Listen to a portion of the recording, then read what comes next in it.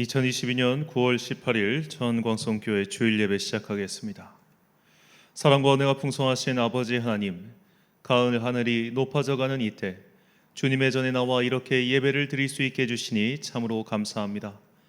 오늘 우리가 드리는 이 예배를 통해 하늘의 신령한 복과 땅의 풍성한 은혜를 내려 주옵소서. 예수 그리스도의 이름으로 기원하옵나이다. 아멘. 사도신경으로 우리의 신앙을 고백하겠습니다. 나는 전능하신 아버지 하나님 천지의 창조주를 믿습니다. 나는 그의 유일하신 아들 우리 주 예수 그리스도를 믿습니다. 그는 성령으로 잉태되어 동정녀 마리아에게 나시고 본디오 빌라도에게 고난을 받아 십자가에 못 박혀 죽으시고 장사된 지 사흘 만에 죽은 자 가운데서 다시 살아나셨으며 하늘에 오르시어 전능하신 아버지 하나님 우편에 앉아 계시다가 거기로부터 살아있는 자와 죽은 자를 심판하러 오십니다. 나는 성령을 믿으며 거룩한 공교회와 성도의 교제와 죄를 용서받는 것과 몸의 부활과 영생을 믿습니다. 아멘. 찬송가 40장 찬양하겠습니다.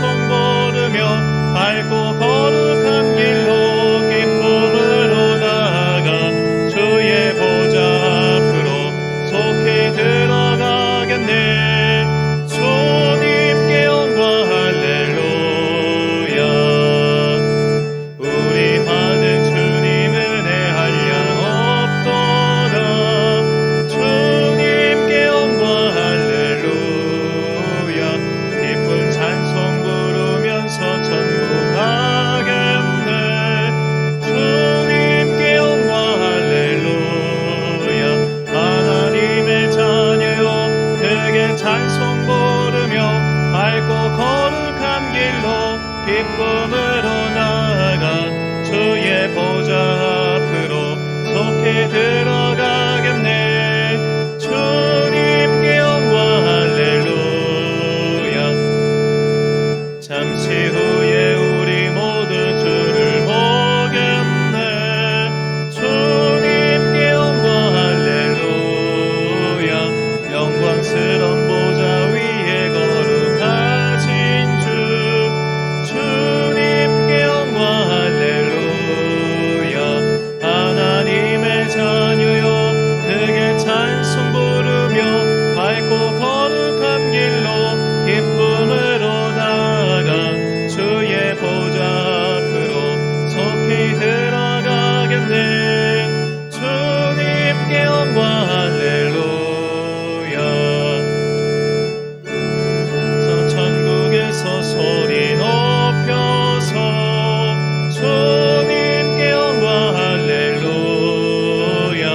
영원토록 주의 공로 찬양하겠네. 주님께 영광 할렐루야.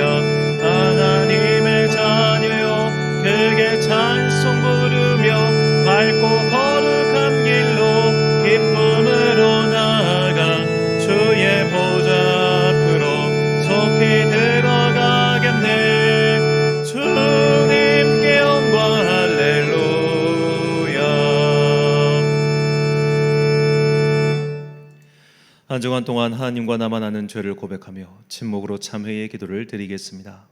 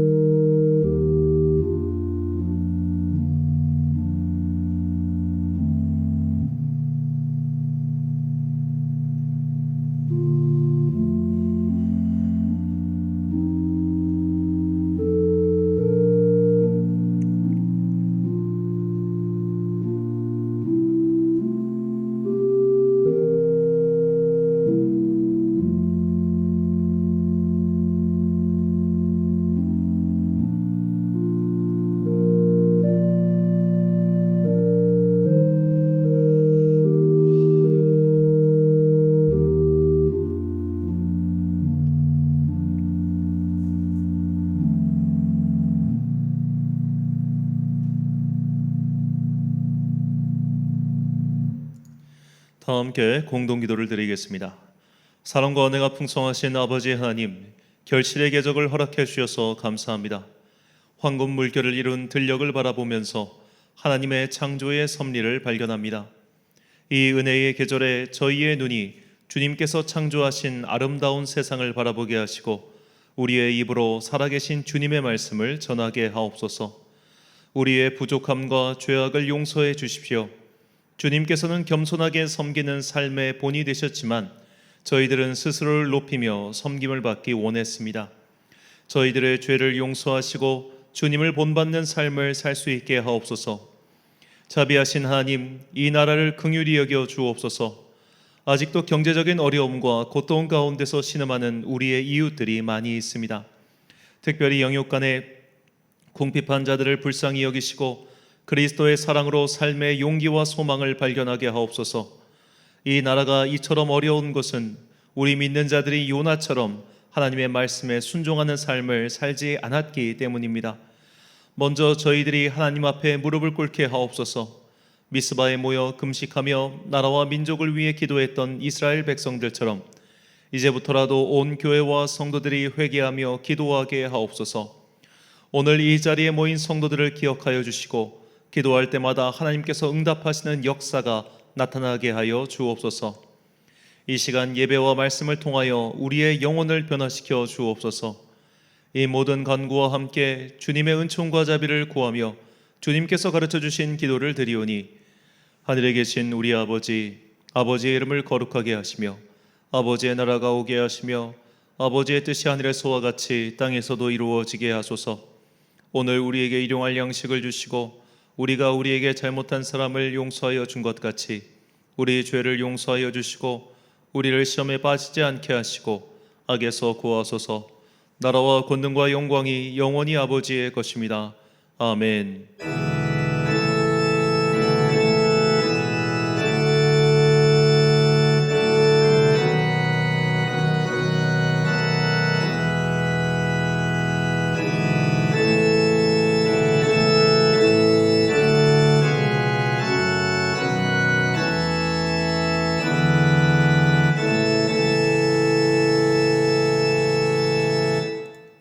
사제의 말씀 선포하겠습니다.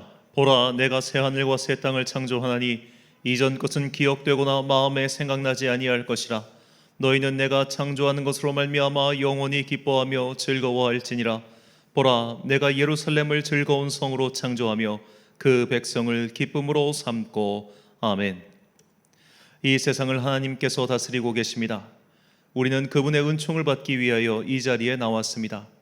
은혜가 아니면 우리는 온전한 삶을 살 수 없습니다. 힘겨운 일이 있을 때마다, 버텨야 할 힘이 필요할 때마다 주님께 은혜를 구하고 또 은혜를 받는 주님의 자녀들이 되시길 간절히 축원합니다. 교독문 46번을 함께 교독하시겠습니다. 내 영혼아 여호와를 송축하라. 여호와 나의 하나님이여, 주는 심히 위대하시며 존귀와 권위로 옷 입으셨나이다. 주께서 옷을 입음같이 빛을 입으시며 하늘을 휘장같이 치시며 물에 자기 누각의 들보를 얹으시며 구름으로 자기 수레를 삼으시고 바람 날개로 다니시며 바람을 자기 사신으로 삼으시고 불꽃으로 자기 사역자를 삼으시며 땅에 기초를 놓으사 영원히 흔들리지 아니하게 하셨나이다. 주께서 물의 경계를 정하여 넘치지 못하게 하시며 다시 돌아와 땅을 덮지 못하게 하셨나이다. 여호와께서 샘을 골짜기에서 솟아나게 하시고 산 사이에 흐르게 하사 각종 들짐승에게 마시게 하시니 들나귀들도 해가라며 공중의 새들도 그 가에서 깃들이며 나뭇가지 사이에서 지저귀는도다. 그가 그의 누각에서부터 산에 물을 부어주시니 주께서 하시는 일의 결실이 땅을 만족시켜 주는도다. 아멘. 찬송가 301장 찬양하겠습니다.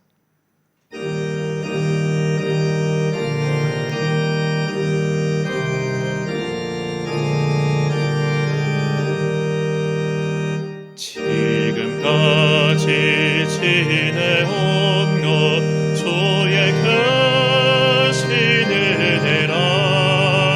한이 없는 주의 사랑 어찌로 말하랴.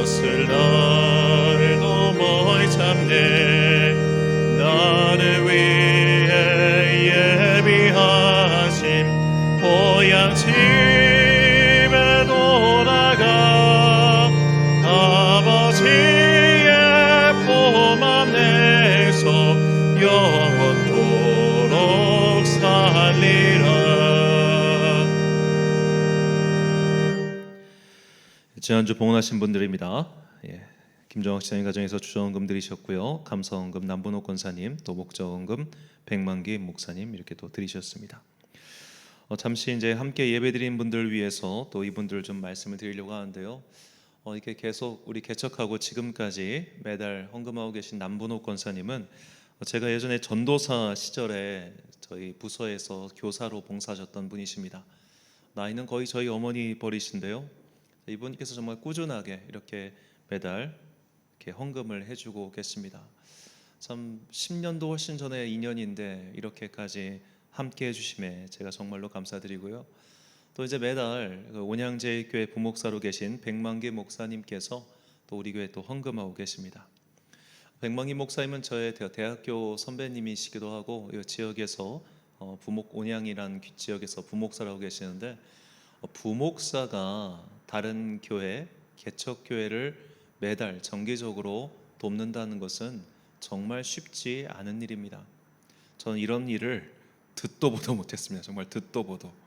저도 한 번도 부목사 시절에는 내가 나중에 담임 목사가 되면 이렇게 해야지라는 생각이 있었지만 부목사 때 그것을 할 거라는 상상조차 해본 일이 없습니다. 근데 이 백만기 목사님께서 이제 예전에 광주에서 사역을 하실 때 본인께서 깨달은 바 또 받은 은혜가 있어서 이렇게 섬기고자 하는 것이 거절치 말아라라고 하셔서 받고 있는데요. 이분은 부목사인데 무려 매달 5개의 교회를 이렇게 섬기고 계십니다. 저희가 백만기 목사님을 통해서 제가 특별히 좀 은혜를 받으면서 저 결심한 바가 있어요. 또 개척하고 지금까지 생각한 바가 있는데 만약 하나님께서 좀 넉넉한 복과 은혜를 내려주신다면 우리 교회 또한 개척교회를 돕는 교회가 되고 싶다란 제 나름대로 개인적인 소망이 있습니다. 이제 우리가 또 11월부터 다니엘 기도회 시작하는데요. 이 다니엘 기도회라고 있는 이 오륜교회 김은호 목사님이 이 다니엘 기도회를 이렇게 전국 단위 기도회로 어떻게 보면 확장시킨 참 중요한 계기가 그분도 상가 2층에서 성도들 정확히 사모님과 자녀 둘과 함께 개척해 보셨기 때문입니다. 그러니까 눈물과 답답한 세월을 보내 보셨기 때문에 이 개척교회의 마음을 잘 아시는 거예요. 그래서 어떻게 해서든 그가 쌓은 어떻게 보면 그 많은 축복을 나 혼자 누리는 것이 아니라 주님께 흘려보내는 통로가 되기 위해 지금도 다니엘 기도회로 전국에 있는 작은 교회들을 섬기고 있습니다. 우리 교회도 미약하나마 좀 그런 교회가 되기를 전 소망하고 있습니다. 그냥 나 홀로 많은 재산을 쌓아서 그것을 마시고 누리는 교회가 아니라 정말로 주변에 그리고 나보다 더 어려운 곳으로 주님의 은혜를 흘려보내는 교회, 그렇게 하여 이 땅에 아름다운 주님의 나라를 전파하는 교회, 저는 그런 교회가 우리 교회가 되기를 소망하고 있습니다. 이 예배 함께 드리시는 모든 성도님들께서도 이런 작은 꿈을 위해 또 함께 기도해 주시기를 부탁드리겠습니다. 드린 예물 위하여 목회 및 봉헌 기도 드리겠습니다. 사랑과 나 풍성하신 아버지 하나님, 지금까지 살아온 세월을 돌아보면 모든 것이 다 주님의 은혜임을 고백하지 아니할 수가 없습니다. 지난 세월 걸음걸음마다 우리가 가진 닿는 손길마다 주님께서는 은혜를 베풀어 주셨고 여기까지 인도해 주셨습니다. 그러나 이것이 끝이 아님을 우리는 알고 있습니다. 앞으로도 주님의 손은 우리를 떠나지 아니할 것이며 앞으로도 주님의 은혜는 결코 그치지 않을 것입니다. 그러므로 사랑하는 주님, 내가 받은 은혜를 나 홀로 누리는 것이 아니라 이 땅의 어두운 곳, 가난한 곳, 괴로워하는 곳으로 흘려보내는 주님의 은혜의 통로가 되게 하여 주옵소서. 지금은 비록 미천하여 작은 꿈밖에는 꿀 수 없으나 주님께서 우리의 간구를 들어주시고 우리가 가진 꿈을 기뻐하실 줄 믿사오니 주님, 우리가 우리보다 더 어두운 곳으로 손을 뻗고 그들을 도울 수 있는 주님의 손과 발 되게 하여 주옵소서. 그런 꿈을 꾸고 오늘도 주님께 귀한 예물 바치는 성도님들 기억하여 주시고 그들의 삶 속에 복을 내려 주옵소서. 하늘의 신령한 것과 땅의 풍성한 것들로 그들의 곳간을 채워주시고 그리하여 그들이 이 땅을 사는 동안 핍절하지 아니하도록 날마다 은혜를 베풀어 주옵소서. 특별히 지난주에는 우리 교회가 계속 기도하고 있는 우리 수험생들이 수시 접수를 마쳤습니다. 주님께서 각자에게 뜻과 계획이 있으시오니 그들이 주님의 뜻을 발견하게 하시고 주님의 뜻에서 벗어나지 않고 날마다 주님의 함께 기도하며 자신을 향한 주님의 그 뜻을 발견하는 당신의 거룩한 자녀들 되게 하여 주옵소서. 이 수험생 기간이야말로 주님을 만나는 가장 좋은 때임을 그들이 기억하고 더욱더 간절히 기도하는 가운데 주님을 만나는 그 믿음의 체험을 하는 당신의 자녀 되게 하여 주옵소서. 이제 주님의 말씀을 듣습니다. 이 말씀이 우리의 삶을 인도하는 길과 진리와 생명이 되기를 간절히 소망하며 이 모든 말씀 우리 구주 예수 그리스도의 이름으로 기도드립니다. 아멘.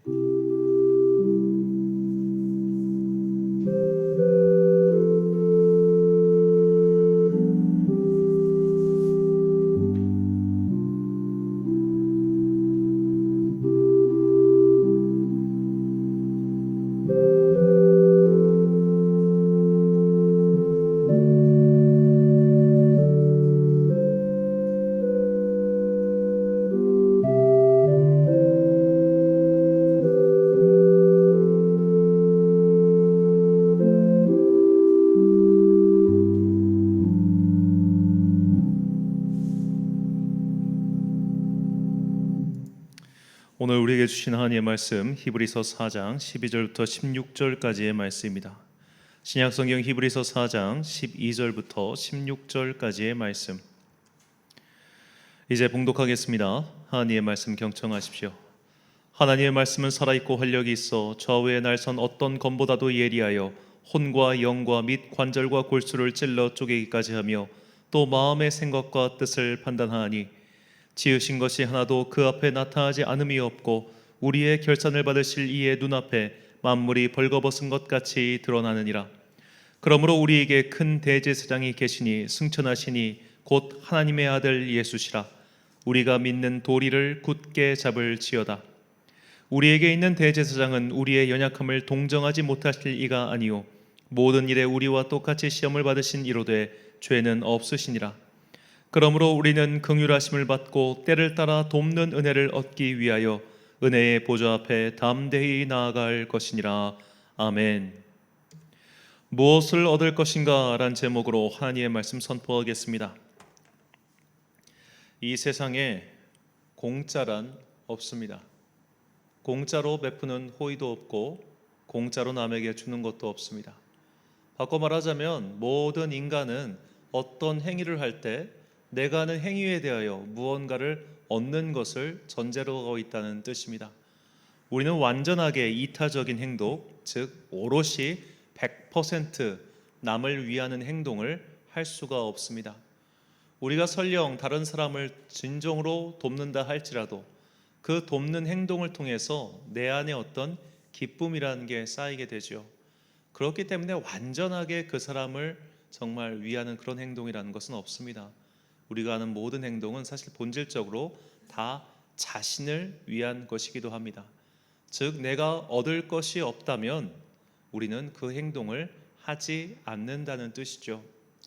비록 다른 종교의 일이지만 우리가 좀 깨달아야 될 것 중 어떻게 보면 도움을 받을 것 중 하나가 바로 힌두교인들의 행동입니다.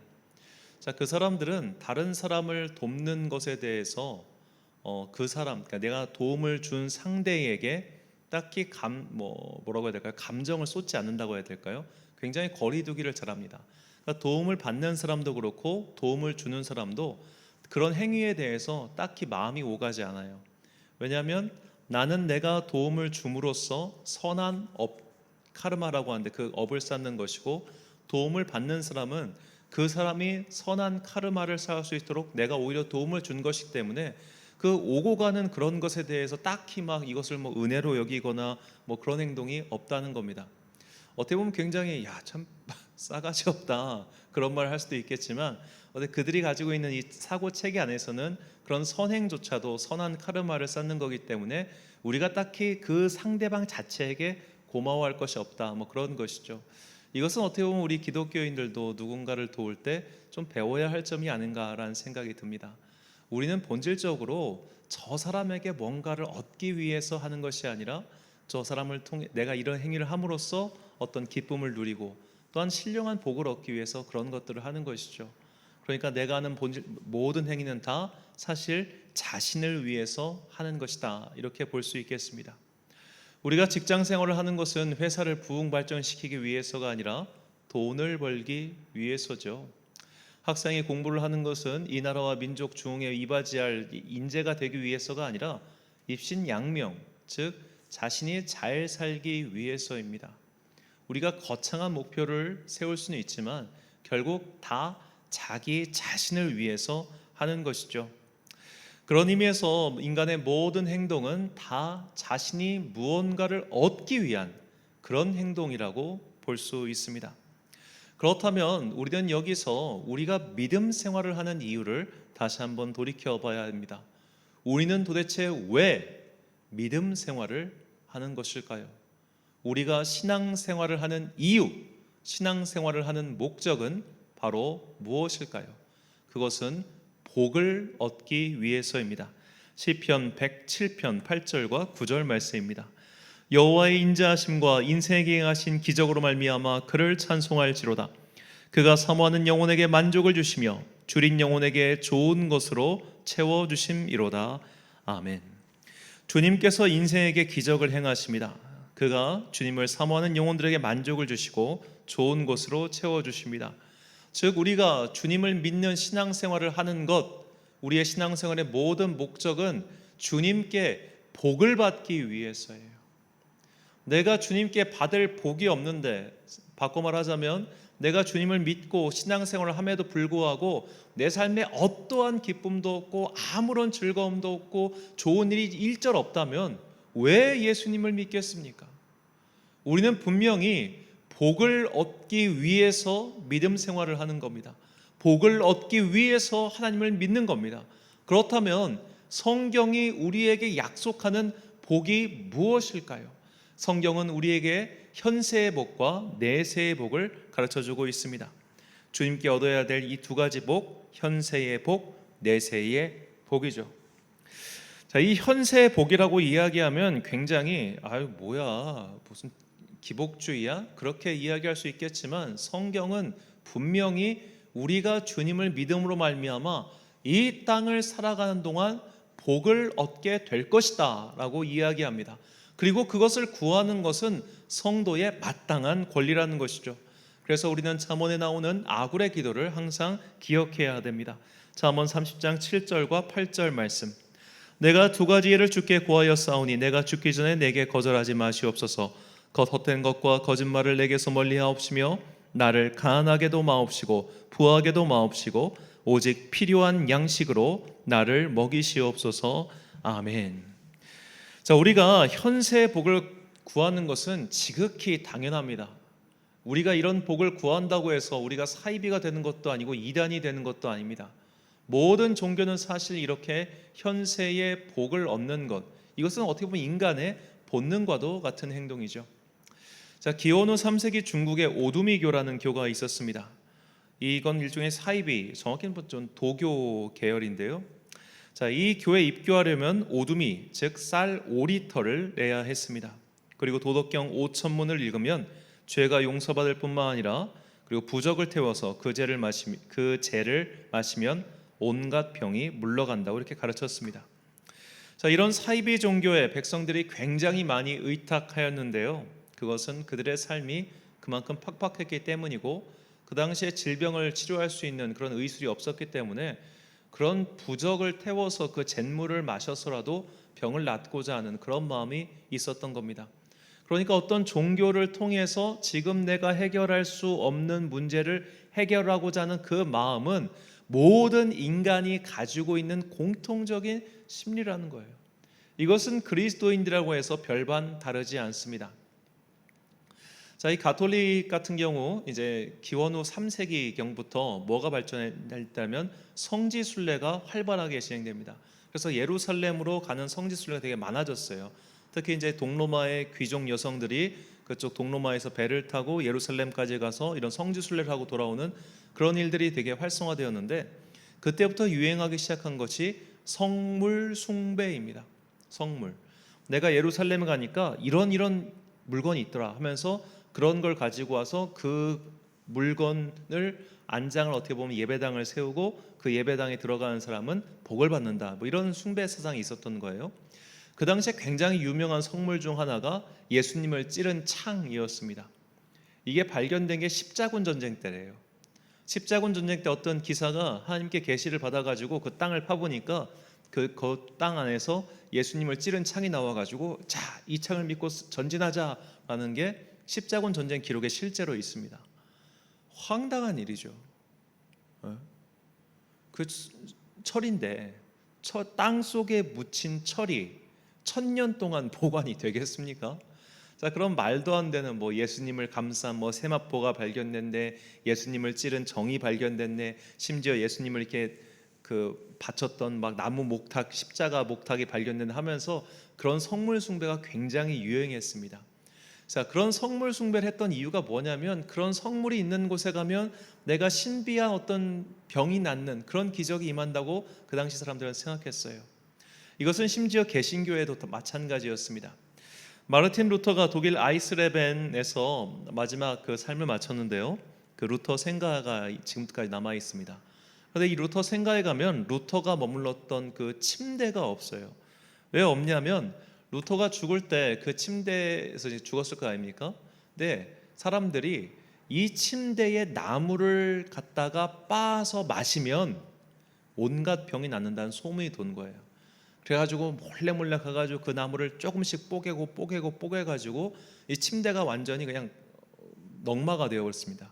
그러니까 시장이 보다 못해서 아예 그 침대를 태워버려요. 그 신장은 루터교 교인이었는데 우리 시의 사람들이 이런 어떻게 보면 미신, 우상 숭배에 빠지게 할 수 없다 해서 그걸 태워버립니다. 자, 루터의 가르침을 받은 루터교의 사람들도 이런 행동을 벌였다면 하물며 그 옛날은 어떻겠습니까? 그러나 우리가 이것을 마냥 터부시하거나 혹은 뭐라고 비난할 수 없는 것은 현세에서 복을 받고자 하는 것은 모든 인간의 본질적인 마음이라는 거예요. 그리고 성경은 우리에게 그 복에 대해서 마냥 부정하지 않습니다. 신명기 6장 3절 말씀, 이스라엘아 듣고 삼가 그것을 행하라. 그리하면 내가 복을 받고 내 조상들의 하나님 여호와께서 내게 허락하심 같이 젖과 꿀이 흐르는 땅에서 내가 크게 번성하리라. 아멘. 주님께서는 분명히 우리에게 번성의 복을 주신다 약속하셨습니다. 그러나 그 번성의 복을 얻기 위한 방법이 문제인 거예요. 이렇게 미신적인 방법, 부적을 태워서 잿물을 마시거나 물을 떠다 놓고 거기서 기도를 한다거나 그런 방법이 아니라 내가 너희에게 하는 명령을 듣고 행하면, 즉 내 삶 속에서 하나님의 명령을 실천하고 살아가면 내가 너에게 반드시 복을 주고 축복하겠다. 바로 이것입니다. 그렇다면 주님의 명령이 무엇인가에 대해서는 제가 잠시 후에 또 설명드리겠습니다. 우리가 성경을 읽을 때 잘 봐야 될 것이, 이 성경은 의외로 내세, 즉 미래에 어떤 일이 생길 것인가에 대해서는 별로 이야기하지 않습니다. 그러니까 도참이라고 하죠. 미래에 어떤 일이 생길 것을 예언해가지고 그런 피하는 거, 도참, 풍수지리 다 마찬가지인데 성경은 그런 거에 관심이 없어요. 성경은 미래에 어떤 일이 일어날 것이니 너희가 이것을 피해라, 이런 이야기는 사실 굉장히 뭉뚱그려서 나올 뿐이고, 오늘 너희가 어떻게 살아가라, 오늘 너희가 이 땅에서 무엇을 행해라, 이런 이야기가 훨씬 많습니다. 퍼센테이지로 따지면 99%가 그런 이야기고 고작 1%가 천국에 대한 이야기일 뿐입니다. 우리가 미래를 예언한다는 책이라 볼 수 있는 그 묵시록인 다니엘, 에스겔 그리고 요한계시록을 보면 이 각각의 책들도 내용 중 절반 혹은 3분의 1만이 미래에 나올 이야기를, 그 일들을 우리에게 전해주고 있지, 그 서신들도 절반가량은 현재를 살아가는 사람들에게 하는 말씀인 거예요. 그렇기 때문에 우리가 성경이 단순히 미래에, 즉 우리가 어떤 천국에 얻을 복을 이야기하는 책이 아니라 오늘 우리가 이 땅을 살아가는 동안 얻을 복에 대하여, 하나님의 자녀가 이 세상을 살아가면서 얻게 될 여러 가지 좋은 것들에 대해서 말씀하고 계시고, 또 너희가 그것을 받으라고 하고 계심을 우리는 잊어서는 안 됩니다. 즉 모든 그리스도인들에게는 현세의 복을 구할 자격과 권리가 있다는 뜻입니다. 야고보서 5장 16절 말씀입니다. 그러므로 너희 죄를 서로 고백하며 병이 낫기를 위하여 서로 기도하라. 의인의 간구는 역사하는 힘이 큼이니라. 아멘. 주님께서는 분명히 병이 낫기를 위하여, 즉 너희의 힘으로 어찌할 수 없는 일이 생겼을 때 기도하라 라고 말씀하십니다. 왜냐? 살아계신 하나님께서는 정말 옛날 표현대로 상천하지의 하나님이시라. 위로도 하나님이시고 아래로도 하나님이시다. 이 땅을 지배하고 계시고 다스리고 계신 살아계신 분이시다.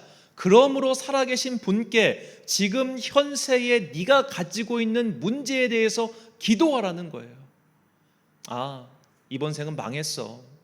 이번 생은 이런 문제를 어떻게 해결할 수가 없어. 그냥 나는 천국만 바라보고 살아야겠다. 아유 주님 나 빨리 데려가요. 나 죽었어요. 이렇게 하는 것은 그리스도인의 바른 태도가 아니라는 거예요. 우리는 현세의 삶을 포기해서는 안 됩니다. 우리는 이 땅을 살아가는 동안 복을 받아야 돼요. 복을 구해야 됩니다. 그 복을 얻고 복을 구하기 위해서 우리가 무엇을 해야 되는가는 잠시 후에 말씀드리겠습니다. 현세의 복은 우리가 반드시 구해야 할 복 중 하나임을 꼭 기억하십시오. 그리고 두 번째로 우리는 내세의 복, 즉 영혼의 구원을 구해야 합니다. 본문 12절과 13절 말씀입니다. 지으신 것이 하나도 그 앞에 나타나지 않음이 없고 우리의 결산을 받으실 이의 눈앞에 만물이 벌거벗은 것 같이 드러나느니라. 그러므로 우리에게 큰 대제사장이 계시니 승천하시니 곧 하나님의 아들 예수시라. 우리가 믿는 도리를 굳게 잡을지어다. 아멘. 자, 오늘 본문 히브리서 말씀은 우리가 마침내 겪게 될 최후의 심판에 대해서 이야기하고 있습니다. 최후의 심판은 두 가지입니다. 역사의 끝에 임할 모든 인류에게, 모든 피조물에게 임할 심판이고 또 각자 개인에게 임할 심판이기도 합니다. 그러니까 모든 영혼은 다 죽어서 하나님의 법정 앞에 설 터인데 그때 하나님의 법정에서 일어날 일을 우리에게 전해주고 있는 것이죠. 오늘 본문 이제 11절에서 좌우에 날선 검, 그것이 뭐냐면 심판자의 검인 거예요. 재판장의 검입니다. 그 재판장의 검은 우리의 거짓을 다 드러내고 우리의 속마음을 다 해체시켜 버린다는 것이죠. 그렇게 하나님 앞에서 우리는 발가벗긴 것처럼 모든 것을 실토할 수밖에 없게 됩니다. 자, 그런데 그때 그 하나님 앞에서 의인이 하나도 없잖아요. 당연히 죄에 대해서 심판을 받고 죽어야 하는데 하나님의 아들이신 예수 그리스도께서 우리의 중보자, 즉 나의 개인 변호사가 되셔서 우리를 위하여 간구하신다는 겁니다. 그 역할이 바로 유대교의 대제사장이었고 그 영원한 대제사장이 예수님이다라는 것을 히브리서 기자가 분명히 이야기하고 있는 것이죠. 즉 우리가 내세, 즉 천국의 복을 받기 위해서는 예수 그리스도를 믿어야 한다는 겁니다. 예수 그리스도를 나의 구주로 삼고 그분의 이름을 부르는 모든 자에게는 구원이 임한다고 성경은 우리에게 분명히 약속하고 있습니다. 로마서 10장 12절과 13절 말씀입니다. 유대인이나 헬라인이나 차별이 없음이라 한 분이신 주께서 모든 사람의 주가 되사 그를 부르는 모든 사람에게 부요하시도다. 누구든지 주의 이름을 부르는 자는 구원을 받으리라. 아멘. 자, 주님의 이름을 부르는 자, 이들을 바로 그리스도인이라고 부릅니다. 예수님을 그리스도, 즉 메시아, 기름 부은 자, 하나님의 아들로 믿고 고백하는 모든 사람들은 다 구원을 얻는다는 겁니다. 영혼의 구원, 천국에 들어간다는 겁니다. 우리가 바라야 될 가장 첫 번째이자 그리고 영원한 우리의 간구의 제목, 영혼의 구원이죠. 설령 이 땅을 사는 동안 내가 정말 무병장수하며 억만금을 가지고 있다 한들 우리는 결국 죽게 됩니다. 역사상 진시황처럼 정말 죽기 싫어서 발버둥 친 사람이 얼마나 되겠습니까? 그런 자들도 모두 다 죽었습니다. 그러니까 죽음은 인간에게 피할 수 없는 귀결이죠. 그런데 죽음 이후에 또 다른 세계가 있죠. 그것이 바로 내세이고 천국입니다.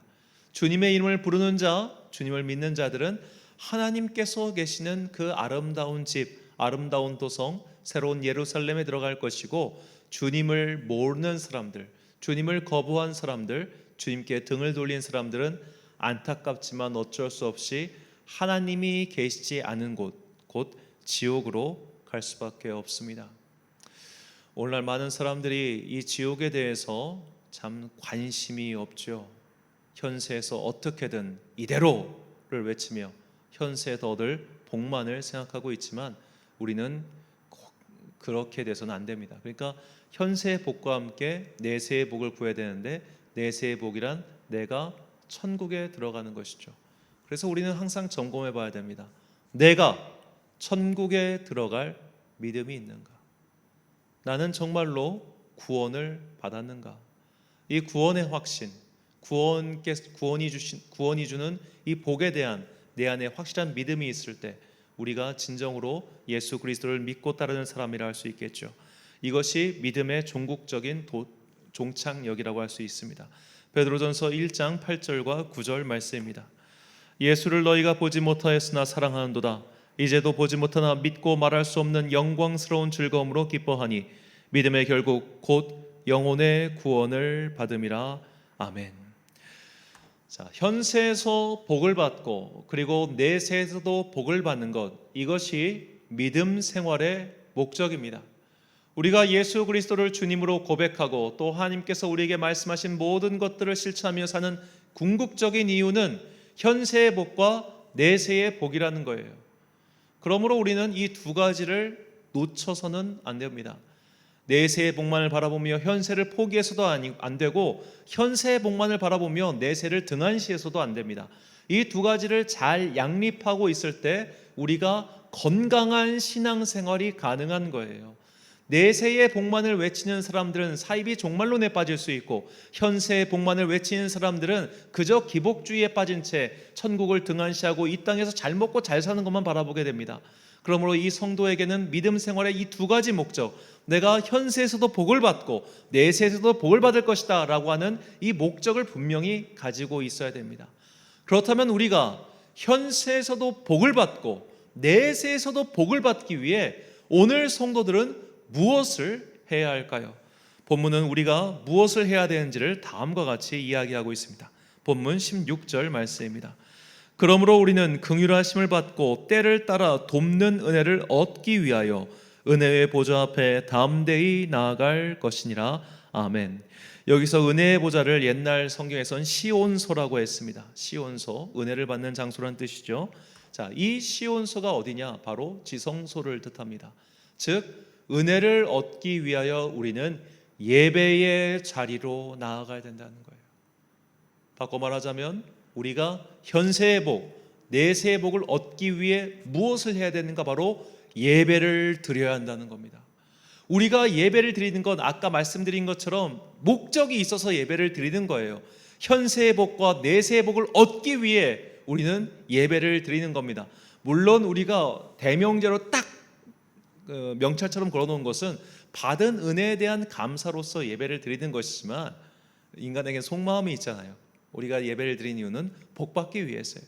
쉽게 말해서 복을 받기 위해 우리는 예배를 드리는 것이고, 이것은 예배라고 하는 단어 속에 이미 감춰져 있습니다.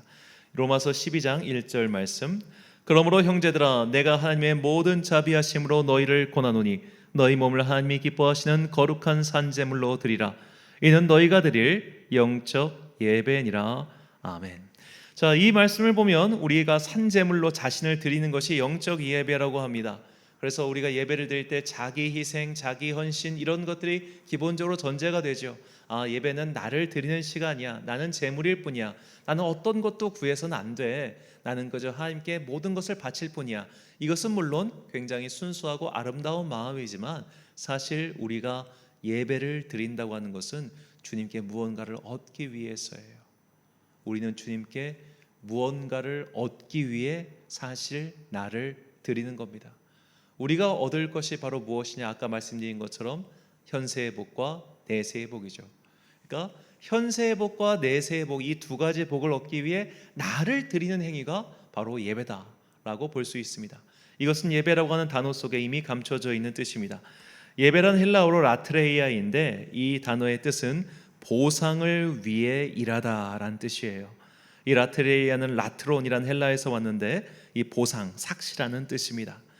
즉 내가 보상을 얻기 위해서 주님께 예배드리는 거예요. 보상을 얻기 위해서 주님을 섬기는 거예요. 노예도 주인에게 무언가를 얻기 위해 주인을 섬기지 않습니까?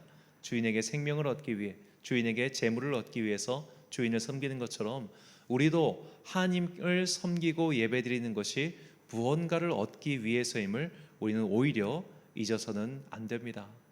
왜냐하면 그것을 잃어버리는 순간 예배는 굉장히 무의미하고 부가치하고 지루한 시간이 될 수 있기 때문이죠. 예배의 가장 큰 특징이 무엇입니까? 바로 반복입니다. 반복. 자, 이 아까 봤던 그 라트레이안 단어에는 두 번째 뜻이 있는데 이것은 백성을 뜻하는 라오스란 헬라어와 이를 뜻하는 에르곤이란 말이 겹쳐진 말이다라는 또 다른 주장도 있어요. 자, 그렇다면 백성의 일이 예배, 즉 하나님의 백성이 하는 일이 예배지만 동시에 백성들이 하는, 즉 낮은 사람들이 하는 반복적인 노동이 예배다라고도 볼 수 있습니다. 왜냐하면 이 라트레이아가 기본적으로 노예가 주인을 섬길 때 하는 행동을 뜻하는 말이기도 하거든요. 자, 노예가 주인을 섬길 때 노예가 뭔가 고차원적인 일을 하겠습니까? 지적인 일을 하겠습니까? 노예는 그저 반복적인 일을 합니다. 걸레로 바닥을 닦고 창문을 닦고 밥을 준비하고 옷을 빠는 매일매일의 똑같이 반복되는 행동이 노예의 일, 종의 일이죠. 이게 예배라는 겁니다. 예배는 기본적으로 반복입니다. 지난주의 예배와 이번 주의 예배와 그리고 다음 주의 예배가 사실 다를 것이 없습니다. 그렇기 때문에 예배를 드리는 우리는 굉장히 이런 반복을 하다 보면서 지루해해요. 저거 지난주에 했던 얘기잖아. 작년에 했던 얘기잖아. 저거 언제까지 또 듣고 있어야 돼. 찬송가도 맨날 똑같고 설교도 맨날 다를 것이 없고 뭐 달라지는 게 없어요. 이것은 오늘날 우리에게 굉장히 힘든 작업입니다. 왜냐하면 우리가 소비하고 있는 이 현대 문화가 기본적으로 반복을 싫어하기 때문이에요. 우리는 새로운 것을 좋아하고 심지어 짧은 것을 좋아합니다. 요즘 같은 경우는 이제 예전처럼 뭐 백부작 대하 드라마 이런 건 사라진 지가 오래죠. 길어봤자 18회, 10회, 심지어 8회 이런 짧은 시즌제 드라마들이 등장하고 그 드라마의 내용도 이젠 길지가 않습니다. 짧게 웹드라마 뭐 15분짜리, 10분짜리, 심지어 5분짜리 드라마가 또 등장하죠. 소설책 같은 경우도 이젠 두꺼운 대화소설 잘 안 읽습니다. 그러다 보니까 이 스마트폰으로 읽을 수 있게끔 짧게 만들어진 짧은 문장, 짧은 문단 이런 식으로 책을 만들죠. 그러니까 이 시대가 이렇게 길게 똑같은 것을 반복하는 걸 다들 싫어해요.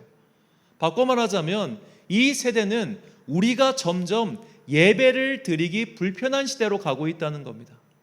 또 지난주와 똑같은 예배, 지난주에 불렀던 찬양 이런 건 다 싫어. 뭔가 좀 변화가 있었으면 좋겠어. 날마다 새로운 예배, 형식도 바뀌고 뭐도 바뀌고 그런 예배를 좀 드렸으면 좋겠어요. 그러길 사람들이 원해요. 하지만 예배는 그런 게 아니에요. 설거지를 오늘은 이렇게 했다가 내일은 저렇게 하는 설거지가 있겠습니까? 빨래를 오늘은 이렇게 빨아봤다, 다음 주는 저렇게 빨아봤다 이런 게 있겠습니까? 빨래와 청소와 설거지와 음식 만드는 것이 똑같은 일의 반복이듯 예배는 기본적으로 주님 앞에 나의 반복적인 행동, 반복적인 섬김을 드리는 행위임을 우리가 잊어서는 안 됩니다. 그래서 기본적으로 예배는 지루해요. 지루하지 않은 예배란 없습니다. 처음에는 신선해 보이고 처음에는 참 좋아 보여도 그 교회에서 10년 다녀보십시오. 20년 다녀보십시오. 지루해질 겁니다. 그러니까 기본적으로 그런 반복적인 것은 모든 인간이 다 지루해해요. 그러다 보니까 우리가 예배를 오래 드리면 드릴수록 무엇이 떨어지는가? 예배를 향한 집중력이 떨어지게 됩니다. 그래서 성경은 우리가 예배를 드려야 하는 태도를 두 가지로 정리하죠. 히브리서 12장 28절과 29절 말씀. 그러므로 우리가 흔들리지 않는 나라를 받았은즉 은혜를 받자. 이로 말미암아 경건함과 두려움으로 하나님을 기쁘시게 섬길지니 우리 하나님은 소멸하는 불이심이라. 아멘. 자, 이 섬기다는 헬라어도 라트레이아인데 경건함과 두려움으로 예배를 드려라라고 이야기하고 있습니다. 경건함과 두려움이란 바로 요한복음 4장이 말하는 영과 진리를 가르치죠. 즉 매 순간의 예배를 내가 최대한 집중해서 내가 정말 나를 드리는 그 마음으로 예배를 드릴 때 주님께서는 우리에게 현세의 복과 내세의 복을 주신다고 분명히 성경은 우리에게 약속하고 있습니다.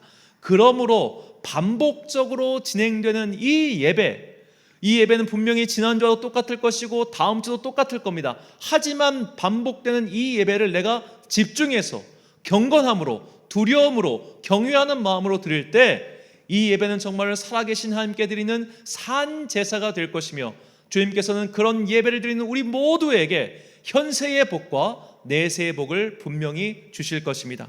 누가복음 18장 29절과 30절 말씀 함께 읽겠습니다. 시작. 이르시되 내가 진실로 너희에게 이르노니 하나님의 나라를 위하여 집이나 아내나 형제나 부모나 자녀를 버린 자는 현세의 여러 배를 받고 내세의 영생을 받지 못할 자가 없느니라 하시니라. 아멘. 사랑하는 천안광성교회 성도 여러분, 그리고 이 예배를 매주 반복되는 이 똑같은 예배를 함께 드리고 계신 귀한 주님의 자녀 여러분, 우리는 예배를 통하여 현세의 복과 내세의 복을 얻게 됩니다. 그러므로 예배는 가장 중요한 성도의 행위임을 잊지 마십시오. 그러나 예배는 분명히 지루한 반복 숙달 과정입니다. 그렇기 때문에 우리 안에는 경건함과 두려운 마음이 필요합니다. 하나님께 경건한 예배를 드리고 또한 두려운 마음으로 우리가 온전한 예배를 주님께 올려드릴 때 그 예배는 우리가 드리는 영적 예배, 거룩한 산 제사가 될 것입니다. 이번 주 열리는 우리 총회의 주제가 복음의 사람 예배자로 살게 하소서입니다. 왜 이런 주제를 택했냐 하면 이제 코로나 시대가 되면서 우리의 예배가 많이 무너졌기 때문이라는 것이죠. 얼마 전 국민일보에서 행한 설문조 자료에 따르면 앞으로 한국교회가 가장 힘써야 될 것이 무엇이냐라는 질문을 일반 성도들에게 했는데 가장 먼저 그리고 가장 많이 대답하는 것이 약 70%가 예배라고 대답했습니다. 그러니까 성도들도 아는 거예요. 예배가 무너졌구나. 개인의 예배든 조직의 예배든 우리가 지금 예배가 무너진 시대에 살고 있구나라는 겁니다. 또 얼마 전에 이제 그 자료를 보니까 이 코로나 시대 이제 특히 사회적 거리두기를 하면서 하루에 평균 우리나라에 하루 평균 13개 교회가 문을 닫았다고 합니다. 예배가 점점 더 사라지고 있고 또 사람들의 습성이 예배를 멀리하는 시대를 우리는 분명히 살고 있습니다. 이제는 사람들이 쪽복음을 들을 것 같아요. 쇼츠 영상 1분짜리 영상을 보듯이 1분 예배, 1분 묵상, 1분 말씀 이런 것만 보며 살 것 같은 생각이 참 많이 듭니다. 하지만 이럴 때일수록 우리가 경건함과 두려운 마음을 가지고 온전한 예배를 드려야 됩니다. 이렇게 복음의 사람, 예배자로 살아갈 때 우리는 주님께서 약속하신 현세의 복과 내세의 복을 얻게 될 것입니다. 이 두 가지 복을 얻기 위하여 오늘도 나의 삶의 자리에서 경건함과 두려움으로 집중해서 반복적으로 예배를 드리는 가운데 이 하늘의 신령한 복을 얻게 되는 여러분과 제가 되시길 간절히 축원합니다. 기도하겠습니다. 사랑과 은혜가 충만하신 아버지 하나님, 우리는 복을 받기 원합니다. 이 땅을 살아가는 동안 필요한 것들로 우리의 삶을 채워 주옵소서. 그리고 주님, 우리는 믿음의 결국인 구원을 얻기를 소망합니다. 그러니 우리에게 구원의 확신을 내려주사 천국 가는 그 길까지 믿음이 흔들리지 않게 하여 주옵소서. 이를 위하여 우리는 매주 반복적으로 예배를 드립니다. 이 시대는 이런 반복적인 행위를 참으로 지겨워하는 시대입니다. 그래서 사람들은 예배에 쉽사리 등을 돌리고 있습니다. 그러나 주님, 우리는 현세의 복과 내세의 복, 복의 근원이신 하나님을 경배하며 주님께 복을 얻기 위해 이 예배를 포기하지 않겠습니다. 오늘도 각자의 삶의 자리에서 시간과 공간을 구별하여 주님께 예배드리는 모든 성도들에게 현세의 복과 내세의 복을 선물로 주옵소서. 우리가 주님께 예배드리는 이 기쁨이 정말로 이 땅에서 그치지 아니하고 우리의 믿음의 다음 세대까지 이 예배의 기쁨이 이어지기를 간절히 소망하오며 이 모든 말씀 우리를 사랑하시는 예수님의 이름으로 기도드립니다. 아멘. 찬송가 435장 찬양하겠습니다.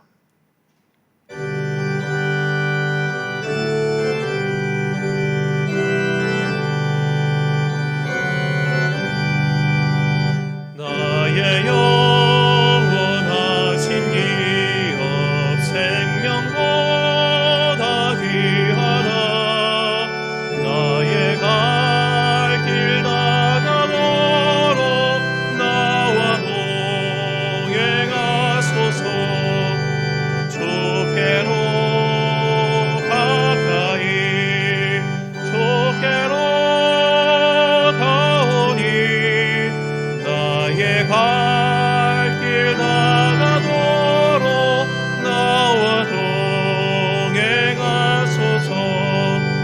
세상 복 귀한 이람과 모든 명예 버리고 험한 길을 가는 동안 나와 동행하소서.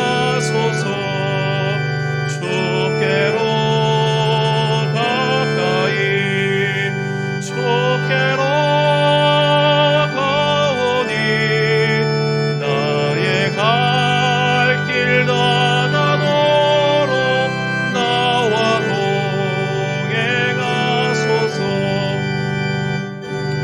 홀짝 지나가며 험한 바다 건너서 천국문에 이르도록 나와 동행하소서.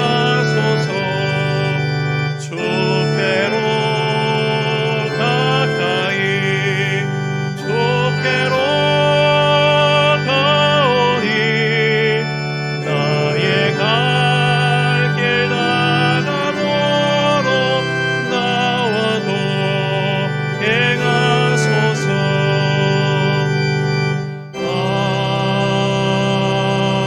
아멘.